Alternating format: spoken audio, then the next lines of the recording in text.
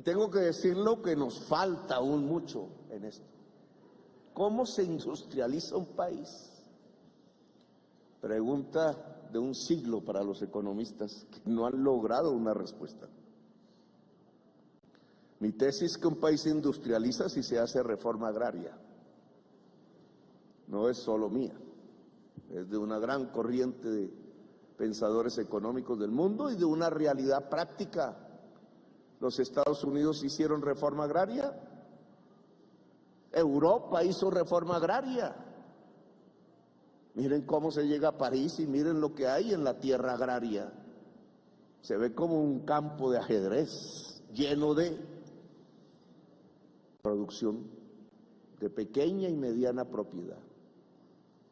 Lo hicieron los españoles, lo hicieron los japoneses, lo hicieron los chinos, lo hicieron los rusos, lo hicieron los coreanos del sur. Donde hay industria, hubo reforma agraria. Es una condición. Si yo quiero industrializar a Colombia, si ese es un objetivo, tenemos que hacer una reforma agraria en el país. De esto se habla desde hace un siglo. Manuel Murillo Toro, fundador del Partido Liberal, lo dijo a mediados del siglo XIX. Lo intentaron con los bienes de la hacienda, de la iglesia. Allá se armó una guerra por eso. Lo planteó Rafael Uribe Uribe. Lo trató de realizar desde una perspectiva incluso de derechas Alfonso López Pumarejo y casi le dan golpe de Estado. Lo sacaron del poder. Y en la práctica los defensores de la reforma agraria de López Pumarejo, Gabriel Turbay y Jorge Eliezer Gaitán, murieron, el uno de tristeza y el otro asesinado.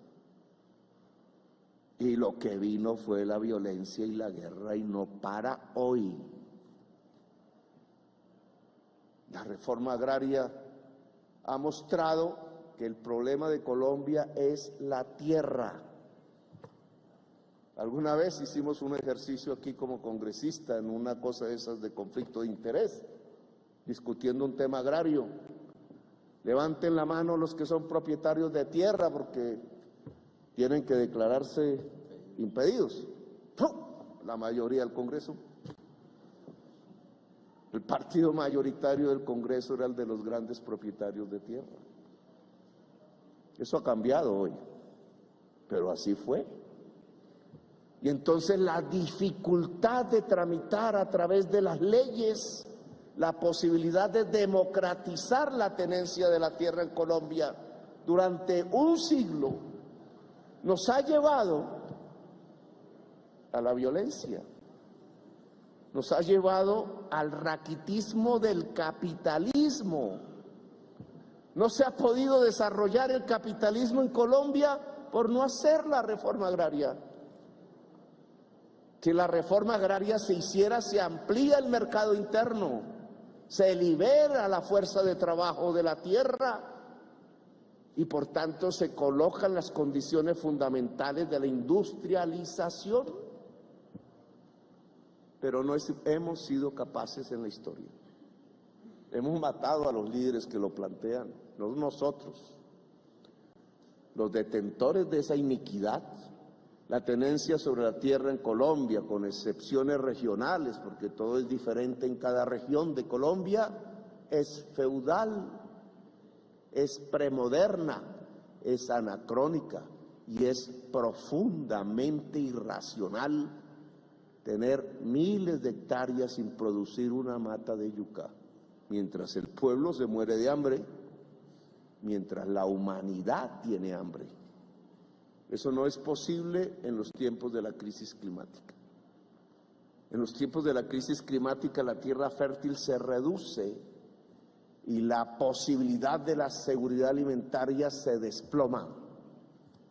Por eso millones de africanos cruzan el Mediterráneo a riesgo de morir y por eso lo esperan campos de concentración y fusiles dispuestos a dispararles.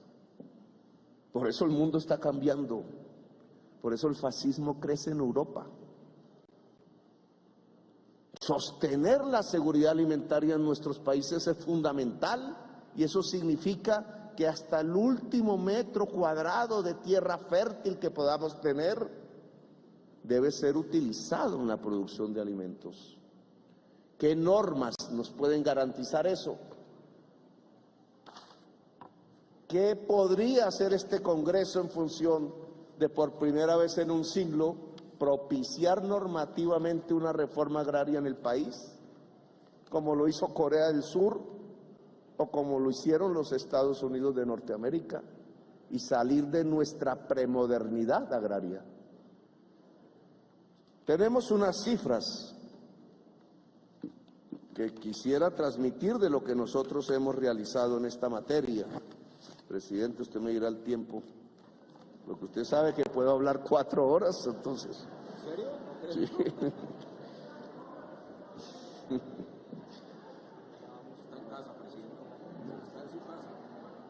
¿Qué hemos hecho hasta el día de hoy?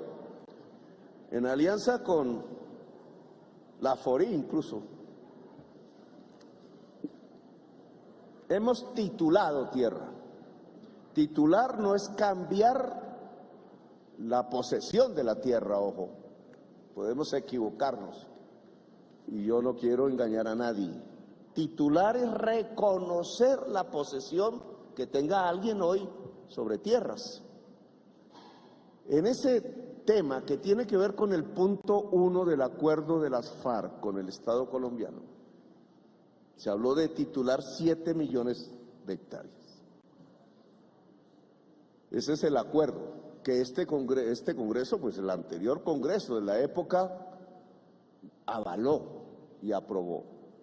Es un tratado internacional, el acuerdo de paz FARC, gobierno nacional del entonces, no es un papel, no es un decreto, tiene leyes, pero fundamentalmente es un tratado que nos hace responsables ante la comunidad internacional a través de la Comisión de Seguridad de Naciones Unidas, si cumplimos o no cumplimos. Pues bien, de esos 7 millones de hectáreas, nosotros, este gobierno, ha titulado 1 millón de hectáreas. 756,000 hectáreas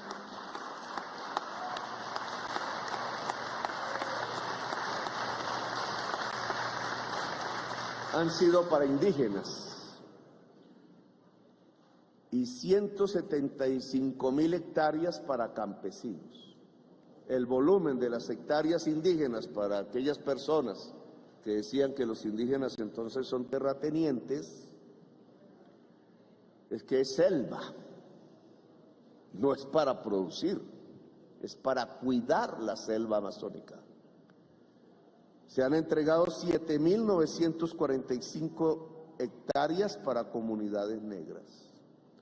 Lo que podríamos decir que ayuda a la producción agraria es la entrega fundamentalmente de las 175,000 hectáreas para campesinos que actualmente poseen esa tierra, pero que al tener un título pueden mejorar sus condiciones laborales productivas.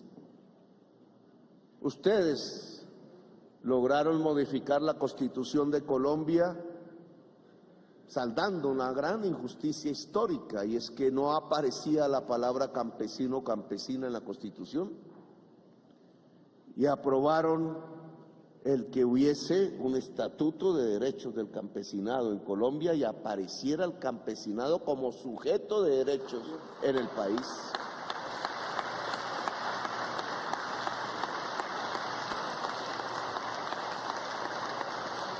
Ese es uno de los grandes avances legislativos y se debe a ustedes, lo hicieron en los pasados meses.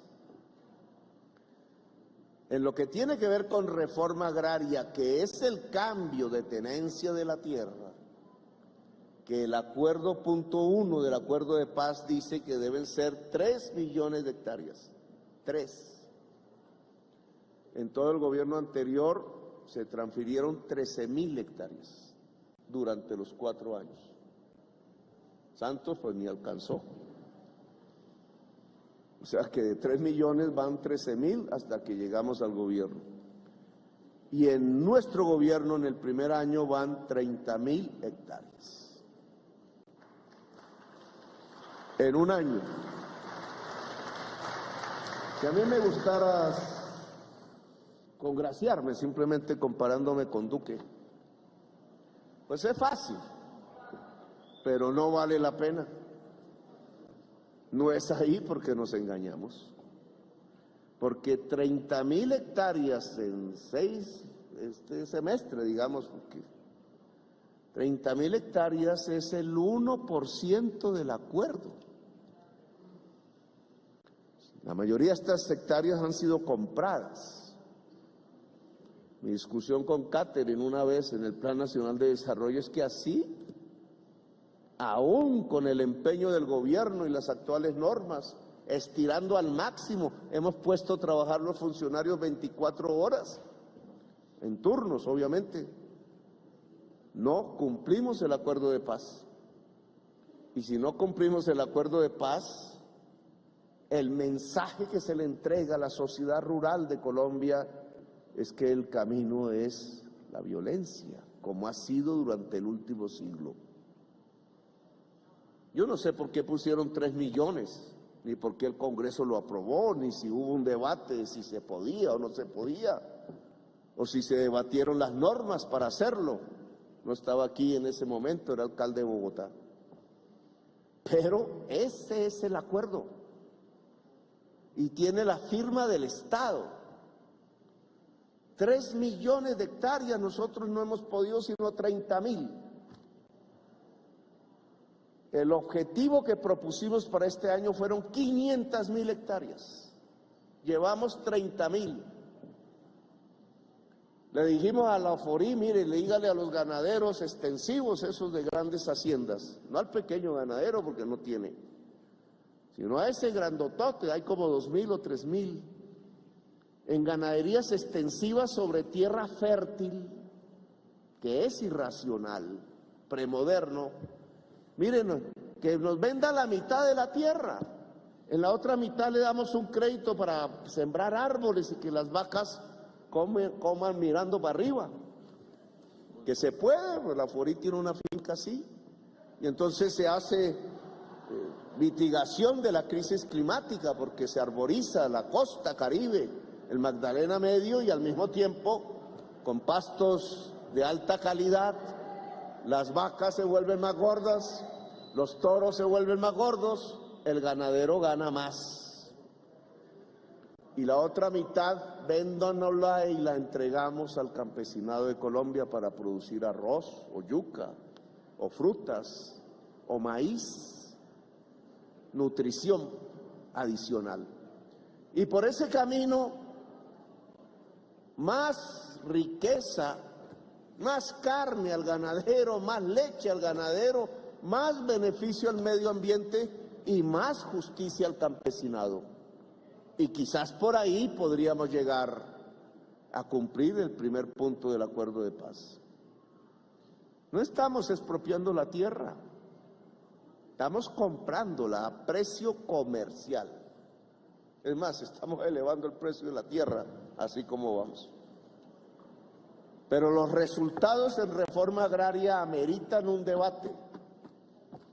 Lo dije públicamente entregando una hacienda en Zarzal de un mafioso, que se había extinguido el dominio y podía entregarla al campesinado. Todas las haciendas de la mafia que tengamos en nuestro poder por extinción de dominio no se está entregando ni a familiares ni a amigos políticos. Se está entregando al campesinado de Colombia.